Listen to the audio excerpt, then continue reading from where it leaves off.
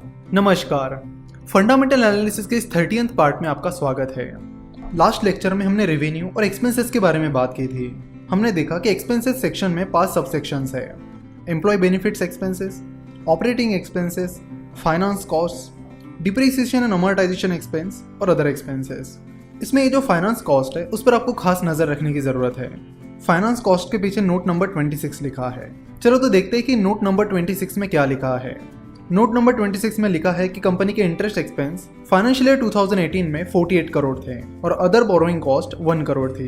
Company जो loan लेती है उस पर उसको इंटरेस्ट पे करना पड़ता है और ये इंटरेस्ट कंपनी के लिए एक्सपेंस होता है जो कि फाइनेंस कॉस्ट में दिखाया जाता है।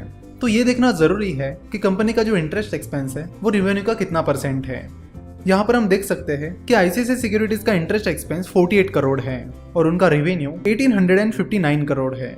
So interest divided by revenue multiplied by 100, that is 48 crore divided by 1859 crore multiplied by 100 is equal to 2.58%। यानी कंपनी का 2.5% रेवेन्यू इंटरेस्ट एक्सपेंस में खर्च हो जाता है, जो कि लिमिट में है।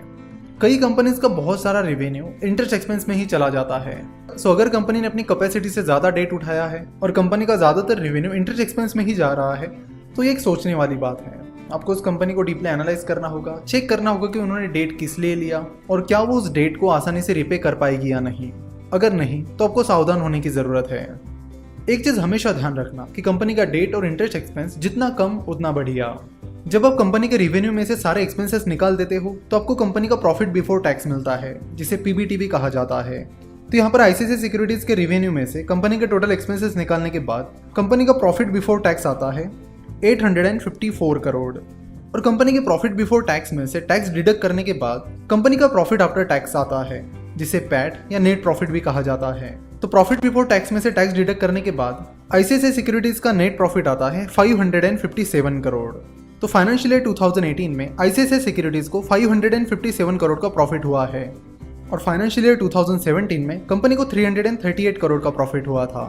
तो यहाँ पर आपको देखने की जरूरत है कि कंपनी का जो नेट प्रॉफिट है वो पिछले 10 सालों में कैसा रहा है। तो प्रॉफिट को ट्रैक करना बहुत जरूरी है और प्रॉफिट के साथ एक और चीज है जिस पर आपको ध्यान रखना होगा, उसका नाम है प्रॉफिट मार्जिन। प्रॉफिट मार्जिन का फॉर्मूला है profit divided by revenue multiplied by 100। तो यहाँ पर हम देख सकते हैं कि कंपनी का नेट प्रॉफिट है 557 करोड़ और कंपनी का रेवेन्यू है 1859 crore. So profit that is 557 crore divided by revenue that is 1859 crore multiplied by 100 is equal to 29.96%।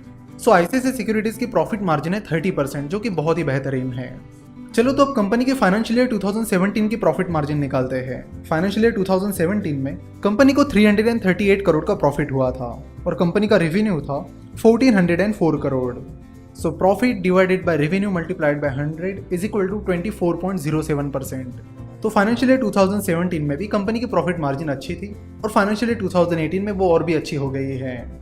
तो कंपनी की प्रॉफिट मार्जिन भी आपको कम से कम पिछले 7-8 साल के देखनी चाहिए कि क्या कंपनी ने अपनी प्रॉफिट मार्जिन मेंटेन करके रखी है। सो अच्छी प्रॉफिट मार्जिन ये एक अच्छा सिग्नल है जो कि बिजनेस की अच्छी हेल्थ बताता है। अब कंपनी का जो नेट प्रॉफिट है उसे कंपनी के टोटल आउटस्टैंडिंग शेयर से डिवाइड करने के बाद आपको अर्निंग पर शेयर मिलता है, दैट इज ईपीएस मिलता है। तो EPS that is earning per share से हमें पता चलता है कि कंपनी ने एक शेयर पर कितना प्रॉफिट कमाया है। तो यहाँ पर आईसीआईसीआई सिक्योरिटीज का ईपीएस है 17.31, जो कि फाइनेंशियल ईयर 2017 में 10.51 था। अगेन आपको कंपनी का ईपीएस भी पिछले 5-7 साल का देखना होगा। अगर कंपनी का ईपीएस लगातार बढ़ रहा है तो वो एक बहुत अच्छी बात है, लेकिन अगर कंपनी का ईपीएस किसी साल बढ़ रहा है, किसी साल कम हो रहा है, तो वो एक अच्छा सिग्नल नहीं है। तो प्रॉफिट एंड लॉस स्टेटमेंट में जो भी चीजें हमने देखी, जो भी रेशियोज हमने देखे, उनका आपको पिछले 5 से 7 साल का ट्रैक रिकॉर्ड देखना होगा, क्योंकि बस 1-2 साल का डेटा चेक करके कुछ भी आइडिया नहीं आती है। सो आपको अपना टाइम इन्वेस्ट करके इसका डीप एनालिसिस करना होगा और पिछले 5 से 7 साल का पूरा डेटा निकालना होगा। तो यहाँ पर हमारा प्रॉफिट एंड लॉस स्टेटमेंट का एनालिसिस समाप्त होता है। नेक्स्ट लेक्चर में हम कैश फ्लो स्टेटमेंट के बारे में बात करेंगे, जो कि बहुत बहुत इंपॉर्टेंट है। बहुत सारे लोग कैश फ्लो को निगलेक्ट करते हैं, उसका एनालिसिस करना पसंद नहीं करते, जो कि बहुत ही गलत बात है। सो नेक्स्ट लेक्चर में हम कैश फ्लो स्टेटमेंट देखेंगे। आशा करता हूँ कि आपको वीडियो पसंद आई होगी। हमसे जुड़े रहने के लिए आप हमें फेसबुक, ट्विटर और इंस्टाग्राम पर फॉलो कर सकते हो। वीडियो देखने के लिए और हमारे साथ जुड़े रहने के लिए आपका बहुत बहुत धन्यवाद।